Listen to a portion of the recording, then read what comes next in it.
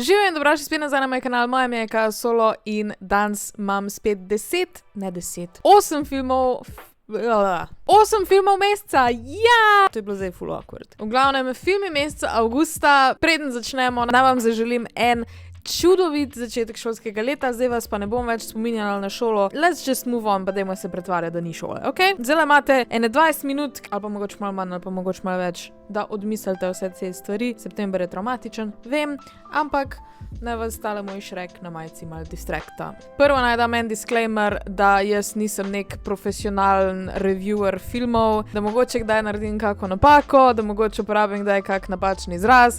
Nisem se izobraževala v tem in jaz sem samo pač ena oseba, ki ima rada filme in rada te filme potem priporoča drugim ljudem, zato da si jih gledajo. Mogoče se kdaj ne strinjamo, kateri filmi so vam všeč, pa kateri so meni všeč, s tem ni nič narobe, ampak pač jaz delam videe, če hočete vi svoje mnenje povedati, delite še vi videe. Zdaj pa dajmo začeti. Ok, prvi film, ki sem ga gledala, je bil Australia, oziroma z Jano smo ga gledala, jaz sem ga gledala že enkrat prej, predvsem zaradi tega, ker je Hugh Jackman. Zdaj pa naj vam preberem opis. By the way, opis je napisal AI. I'm so sorry. Nisem dosti plačana za to. Australija je epska romantična pustolovščina, kjer Nicole Kidman igra fino angleško damo, ki pride v divjo Avstralijo in tam spozna Hugha Jackmana, mišičastega kavboja, ki zna voditi čredo in zgledati kot reklama za aftershave. To je zelo obvisno napisal AI, to bomo ignorirali. It's still fun. Skupaj se zapleteta v dramatično zgodbo s kravami, ljubeznijo, vojno in ogromno avstralske pokrajine, ki je skoraj še večja zvezda kot ona dva. Film je režiral Baz Luhrmann, kar je res ful očitno po njegovem pač stilu. Baz Luhrmann bi zna biti tak hit or miss. V Elvisu mi je bil mogoče mal miss. Gatsby though je eden mojih najljubših filmov ever. Tako da, v Avstraliji je dejansko bil super. Je pa res, da bo mogoče film mal predolg. Se so pa tudi naredili serijo iz tega, sam enem gledala, ker ni Hugh Jackman, Pa film bi tudi tek nasploh lahko gledal tek v 3 delih, recimo. Tek se spomnim, ker smo z Jano gledala film in potem na polovici pride do enega zaključka ene zgodbe, pa jaz rečem, jaz bi zdaj šla počasi spat, bomo pač ugasnila. In Jan reče, pa se bo kmalu konc. In jaz premaknem pač, da se vidi, koliko je še do konca filma in je tek še več kot pol. Tako da, takrat, ko imate feeling, da je tega filma konc, se je šele dobro začel. Ampak mi je vseeno ful všeč ta stil filma in bi rekla, da je eden mojih ljubših filmov, ker je toliko enih stvari noter, da tudi ko ga še enkrat gledaš, še vedno nove stvari odkrivaš. Ogromno ima enega srca ta film, res ima enih zgodb, ki so globoke in ta glavna lika gre ta čez ene vzpone in padce. Kot da se dejansko pač v pravem razmerju. Pa velik poudarek zgodbe je tudi na avstralskih domorodcih oziroma o ukradeni generaciji, tako da če vas slučajno zanima zgodovina Avstralije, pogledajte ta film. Naslednja je serija, to je The Decameron. Pogledala sem iskreno samo 3 epizode, ampak ta mesec sem bila bolj slaba z gledanjem filmov pa serij, tako da nažalost moram tudi to serijo dodati noter, čeprav sem pogledala toliko malo. Decameron je serija, kjer se skupina ljudi med kugo v Firencah odloči, da se zapre v vilo in se kratkočasi z, surprise, velik seksa, spletk in zgodbic. Namesto da bi šivali maske in kuhali kruh kot v našem lockdownu, oni pač dramatizirajo. Flirtajo in se obnašajo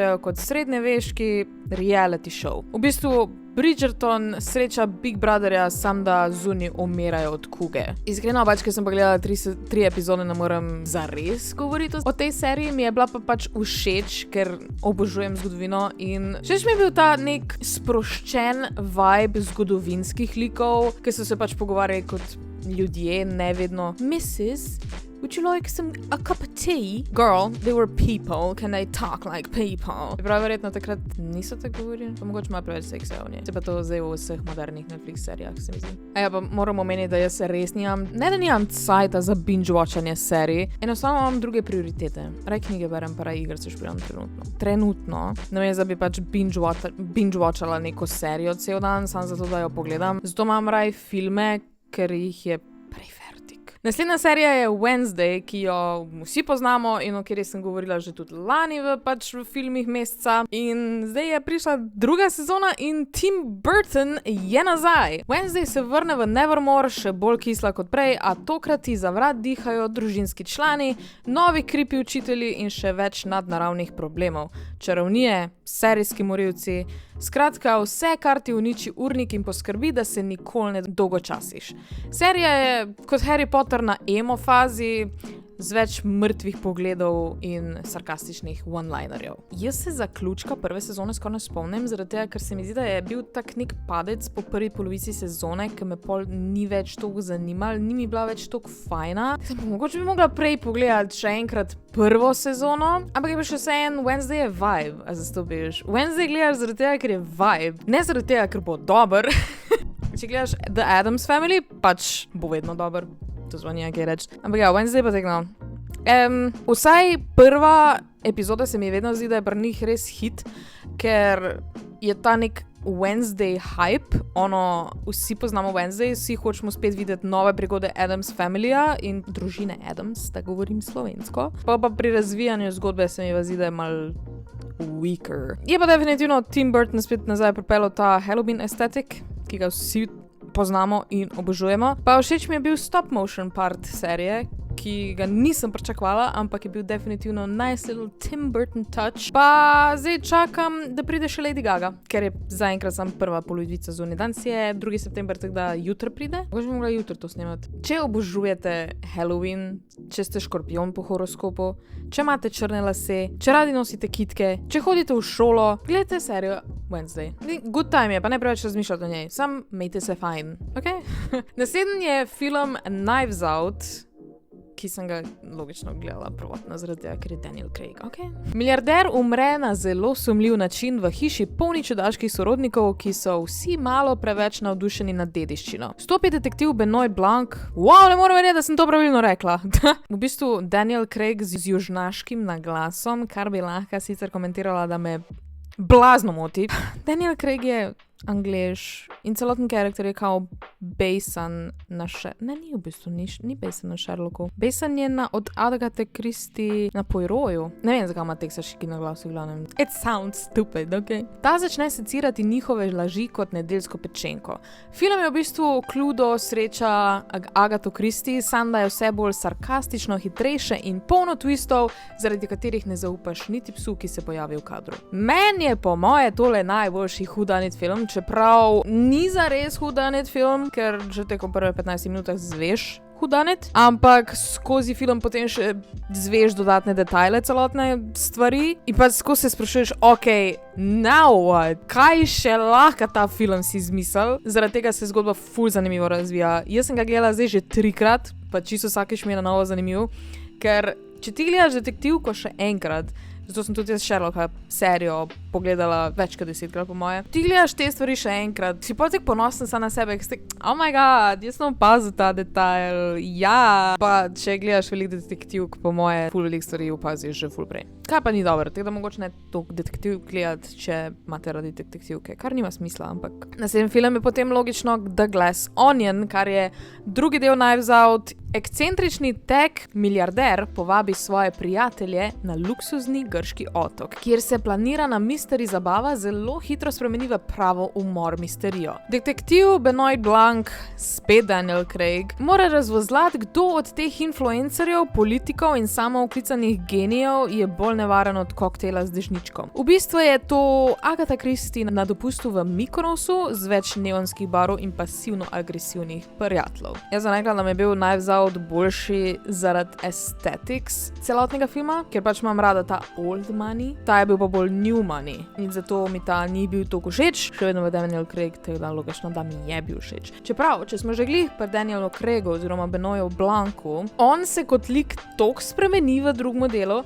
On je čist drug, ampak se mi zdi, da je to mogoče zaradi tega, ker takrat bila korona. In v bistvu ta film ful en tak časovna kapsula bo postal, zaradi tega, ker dejansko nosijo maske, dejansko jih skrbi, da morajo biti cepljeni, v glavnem celotna okrog korone je že zdaj, tek 4 leta po tem, ki je ta film ven prišel, je tek, oh fuck, kaj smo mi živeli takrat. Pa cute mi je, ker Daniel Craig v bani na začetku igra Among Us. I love that scene. Ampak kakor se lik pač na začetku malo drugače odnaša, pol tudi zvemo zakaj, oziroma da pač še vedno je svoj detektivski genij in postane spet dobri stari, spet moram reči, Benoit Blanc. In spet je film poln enih twistov. Konc je mogoče mačken predictable, se mi zdi.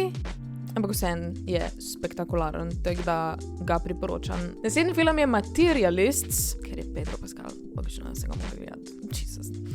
Vsi ti filmi imajo, jaz gledam filme zaradi igralcev, okej? Bodimo čisti iskreni. Tako da mogoče ne poslušati mojih mnen, ampak če ste fangirl, ste ka sem jaz, pa če so vam všeč čisti igralci kot meni, so vam verjetno ti videi všeč. Če ste pa moški, pa verjetno sploh ne, ker ta video ni zares za moške. Lucy je bivša igralka, zdaj pa uspešna newyorška matchmakerka, ki svoje elitne samske stranke uspešno spaja z bogatimi moškimi.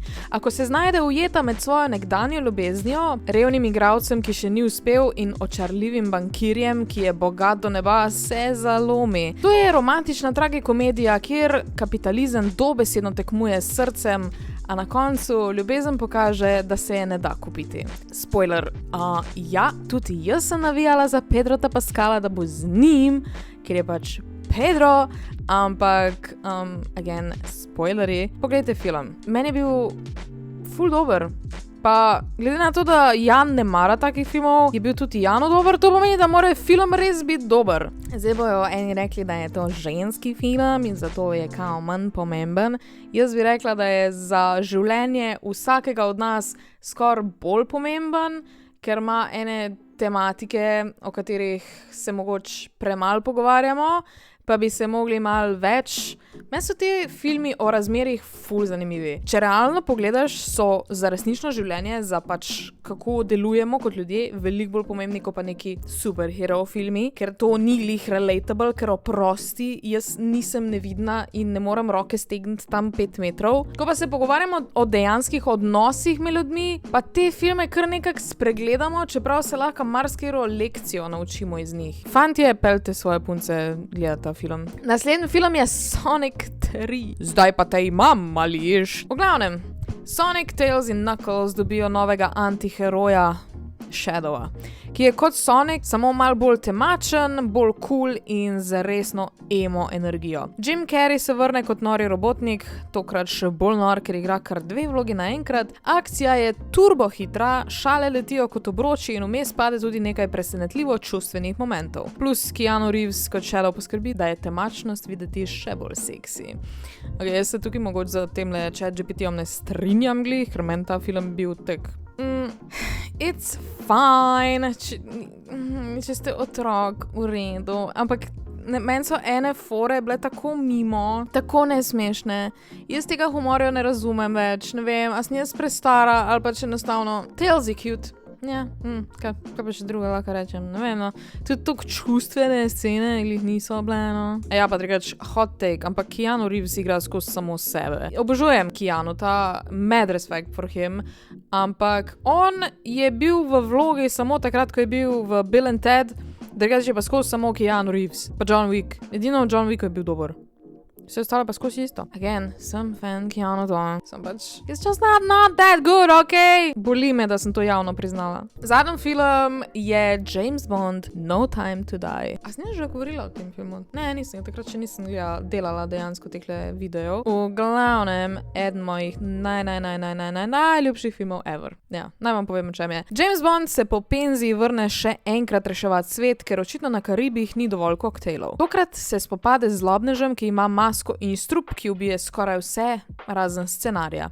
Vmes Bond dobi čustveno zgodbo, avte, ki streljajo in se iz agenta 007 spremeni v očeta z odgovornostmi. Film je kot najdražji poslovilni žur, kjer Bond reče adio Martini, bilo je lepo, zdaj pa res nimam več časa. Ta stavek je res obviously AI napisal, jaz bi res lahko tole malo popravila, pa malo boljš skup spravila, ampak dobro, dajmo še moje mnenje v glavnem. Ne vem, zakaj je sploh napisal na tak način, lahko bi kaj v zgodbi povedal mogoče. Če vam Borut Pahor še ni spoilal tega filma, je ta film zelo čustven.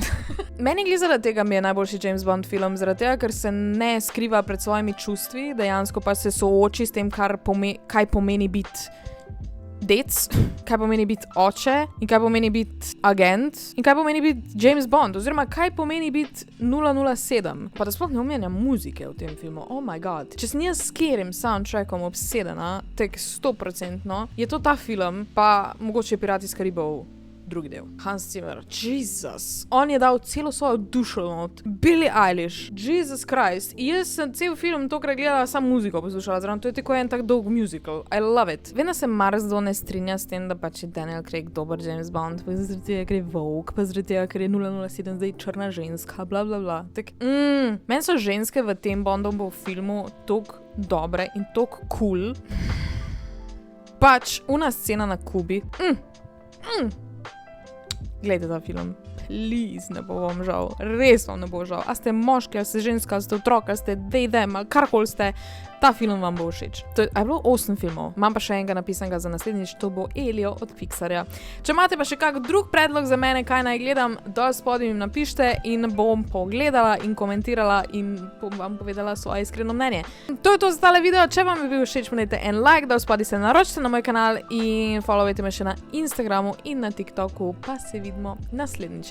Lepo se imejte in veliko se Zakaj jaz zdaj govorim, kot da sem neka vremenarka? Vreme bo jutri pretežno oblačno. Lepo se imejte in veliko se smejte, pa se vidimo naslednjič. Čau!